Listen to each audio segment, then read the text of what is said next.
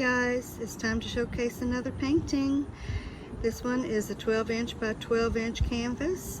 It has been sealed with numerous coats of a clear top coat that dries hard like resin.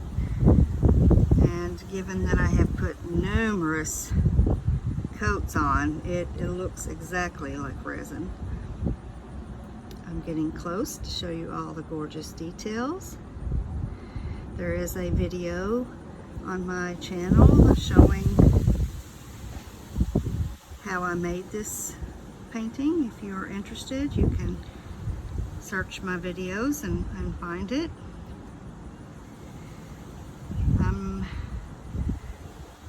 not totally sure on what I'm going to title this one. I have thought of Sleeping Dragon. Someone stated that they thought it looked like a dragon's eye that was closed, and I haven't been able to really see much else except for that since they told me that.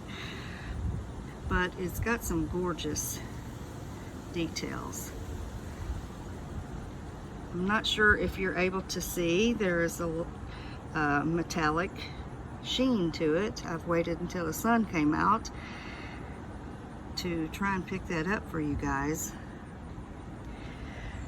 But this one will be added to my Etsy shop soon, so be sure to check that out.